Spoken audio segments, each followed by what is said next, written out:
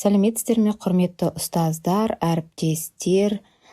Бүгін сіздерге таныстыратын сабағым алдағы уақытта келе жатқан қазақ халқының үлкен мерекесі 16 желтоқсан тәуелсіздік күніне байланысты өткізетін тәрбие сағатынды, яғни сынып сағатын қалай жоспарлау керектігін немесе өткізуге болатындығын сіздерге таныстырғым келіп отыр. Тәуелсіздік деген үлкен терең мағыналы ұғымды әсіресе бастауыш сыныптарына түсіндіру өте қиынға соғады. Сондықтан оқушыларға жаттанды түрдегі өлең тақпақтардан көрі өздері бірігіп жасайтын жұмыс өте тиімді деген оймен мен сабағымды осылай жоспарлап отырмын. Егер сабақ ұнап жатса сіздерге каналға жазылыңыздар және де өз сабақтарыңызда қолданып пайдалансаңыздар болады.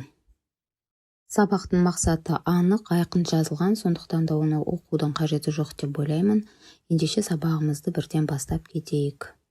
Сабақ басталысымен оқушылар 4 топқа бөлініп отырады. Әр топтың атын анықтау үшін пазл әдісі қолданылады.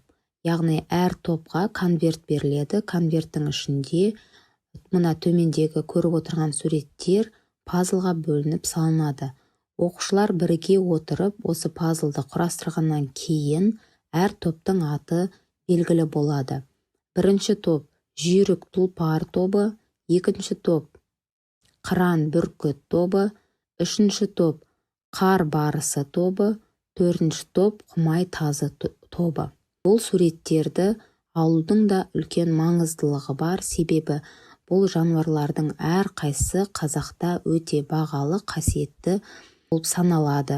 Бастағаннан кейін, яғни бүгінгі күннің тақырыбы, тәрбие сағатымыздың тақырыбы тәуелсіздік туралы болатындығын балаларға айтқаннан кейін сіз дайын нәрсені оқушыларға бермейсіз, яғни тәуелсіздік сөзіне топтастыру жасауға ұсынасыз. Бұл жерде оқушылар тәуелсіздік сөзін естіген кезде көз алдыларына не елестейді?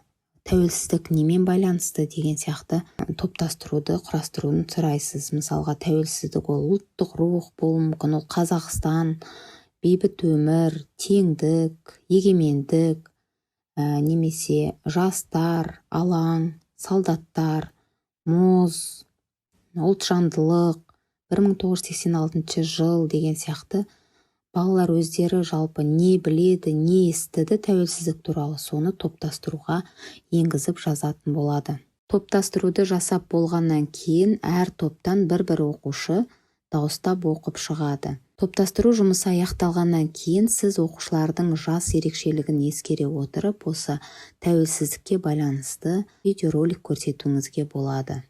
Оқушыларға ұсынылған видеоролик өте қысқа, нақты және де ақпаратқа толы болуы қажет. Себебі оқушылар өздерінің білмейтін білімдерін сол жерден алулары қажет.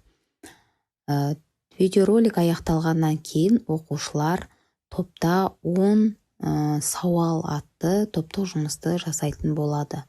Бұл жерде оқушыларға дөңгелектің ішіне 10 бөлікке бөлінген әртүрлі сұрақтары жазылған тапсырма беріледі.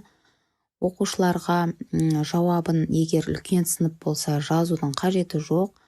Кішкентай сынып болғандықтан сурет түрінде немесе жазба түрінде ұсынуға болады. Оқушылар тапқан жауапты сол сауалдың жанына апарып жапсырады немесе бекітіп қояды. Орындап болғаннан кейін барлық топтың жауабы өзіңді тексер тапсырмасы арқылы тексерілетін болады. Топтық жұмыс аяқталғаннан кейін оқушыларға әрбір жаққа бөлініп берілген өлең жолы ұсынылады. Барлық топ мұғаліммен бірлесе отырып, осы бір шумақ өлеңнің мағынасын ойлана отырып, шумақ өлеңді құрастыратын болады. Құрастырып болғаннан кейін топта хормен айтуға да болады және сабақтың соңында мемлекетіміздің әнұранын орындарынан тұрып, шырқап, сынып сағатын аяқтауға болады. Назар қойып тыңдағандарыңызға рахмет, каналға жазыла отырыңыздар.